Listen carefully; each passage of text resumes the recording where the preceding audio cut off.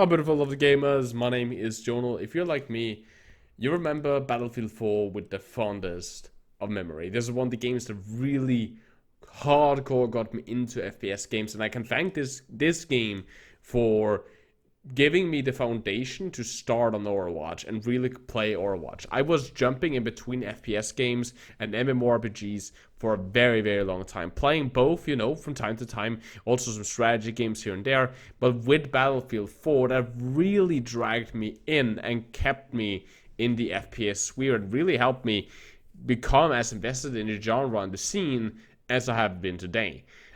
This game in 2020 still holds up. And this game is almost 7 years old, I might remind you. This game was released October 29th, 2013.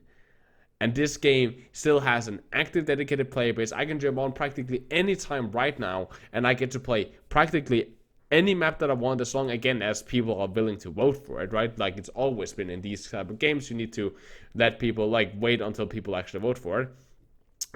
Active big servers, 64 players, not a problem. Multiple servers filled up to the brink. There's hardcore, there's rush, there's conquest, there's even capture the flag. There's all these kind of game modes for both premium edition users and also non-premium edition users using none of the DLCs. And I personally love it. It's so good to see that this game, because I had my doubts. I was pretty scared that in 2020 that this game would be lowering pretty heavily on its numbers due to Battlefield 1, first being released, which took a lot of its players with it, and then Battlefield 5, which have continued the trend of, keeping players with them. I was assuming that 2 generation jump of games in the head was gonna really leave a dent, but this community and the players there are still going strong to my enjoyment.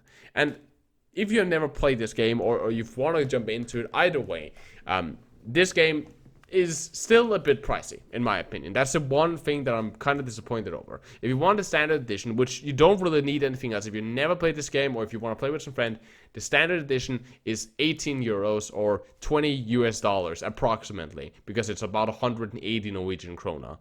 Which, because, fucking Origin's like, no, I don't want to fucking translate your currency over to fucking dollars. Fuck you. So I only have Norwegian krona. It's about 18 euros or 20 USD. If somebody down in the comment section that has euros or dollars as their currency, please confirm or write that down, just so I'm 100% sure that I'm getting this right, because I'm really just translating the currency, my currency, over to the others. And if you want to, and $20, whatever, that's fine. That's good. It's an old game, but it's still holding up. The mechanics, the ping, everything is still going so good due to community hosted servers. However, the premium edition is 45 euros or about 50 US dollars. Now, of course, then you can say, oh, well, you essentially pay $30, approximately $30, approximately 25 euros extra if you want the premium edition. So if you want the game and the premium edition. And you can argue for or against this. I still think, again, if you release a game like this with the amount of DLC you get from the premium, you get how many do you get? Like, you get so many DLC. Let me just Google this real quickly. See, Battlefield 4 DLC amounts. You get 1, 2, 3, 4, 5 different expansion packs, 5 DLC packs with this, plus the community things. I think there's 2 or 3 additional community packs. One with night maps, which isn't that used anymore on the online servers. One with some community maps. I think there's maybe just 2 extra community maps, something like that. But that's outside. You get that anyway as long as you buy the game. For that additional money, you get these 5 extra DLC packs, and some of these, well, all of them really, are it's just filled with content. There's good maps, there's new weapons and new content, so on. I personally think that it's a bargain to buy it, but also you can argue it, for that it's a motherfucking 7-year-old game and you're still charging 50 euros for the full experience of it. I would have liked them to, of course, lower it. Say, okay, you buy the game for $20. For $10 extra, you can upgrade to the premium and get online to help populate some of the premium servers. I think that practically everyone that is still on this game, or at least a lot of the the old school players on that game has the DLC. If you don't have it, I recommend you play the standard edition first, sink some good hours into it, because the base maps of the standard edition is played so much. I think that's the most played game modes, or the most played maps are still the standard edition. Savard 311, Dawnbreaker, High-End Resort, Parcel Storm, and Rogue Transmissions was maps that was constantly on rotations when I was playing, and I had to dedicatedly go to a premium old service to get to play some of the premium maps. So I think you're good. If you're getting into this, or you're buying this for a friend, or you just want to play it and re-experience it again, no need to upgrade to the premium edition unless you're gonna sink in the time to really experiment and play with the new weapons, play on some of the other maps, and really sink time into this game, which is up to you. I think that this game is still going strong, and I'm very, very happy for it, because this was one of those games you can pull up some nutty shit. Sniping in this game never felt better. The reason that I am so into sniping in other video games now is due to Battlefield 4 having such a good sniping mechanic, have the feedback, have the registration, and so on. All of that is just...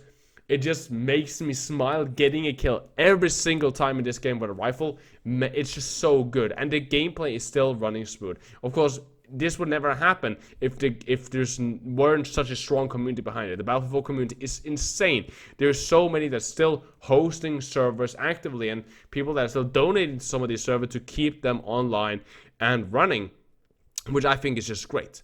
So highly go and check out Battlefield 4 in 2020. One of the things that I've always kind of thought about this game, which was one of my my issues, for those of you who don't know, I was supposed to be a Battlefield YouTuber. Now I'm using a lot of Overwatch content. I'm trying to expand into other games.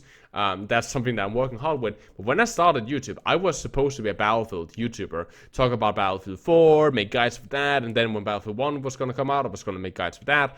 And that was like my big plan. And one of the things that I always want to talk about, and was something that a lot of people have commented on, is the pay-to-win aspect of some of this. Battlefield 4 ran with a premium pass, right, where you got DLC packs, which one, of course, as everybody know, it splits off the community, it splits off the player base.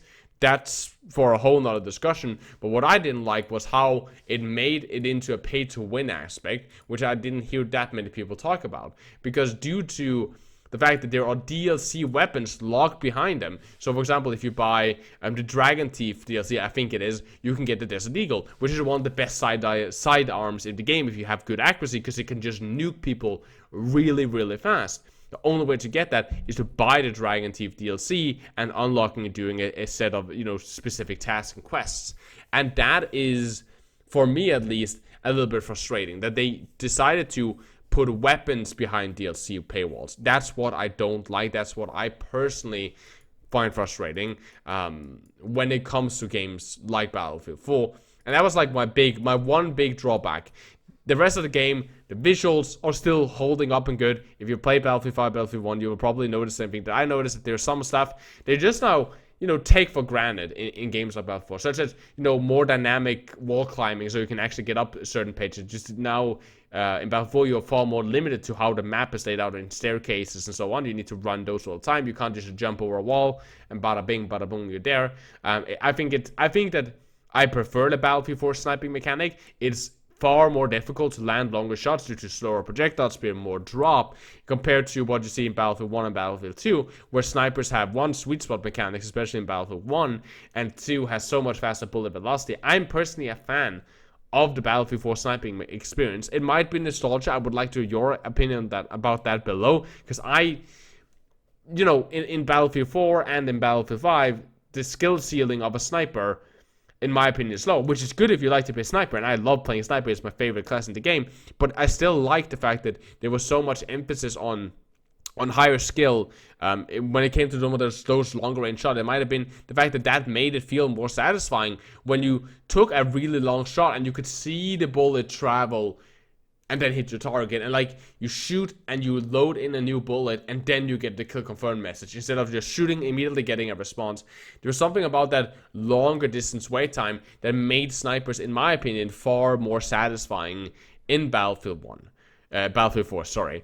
But yeah, so that's my opinion, my thoughts on Battlefield 4 in 2020. If you wanted me to check out any other games to see how they are doing right now, please do tell me down in the comment section below. Again, like, subscribe, comment, all the good stuff. It helps out the channel, helps to grow, helps against YouTube's abusive algorithm. But besides that, guys, my name has been Jonal. Peace, take care of yourselves, stay positive. I love you guys very, very much. As always, keep your enemy in your crosshair.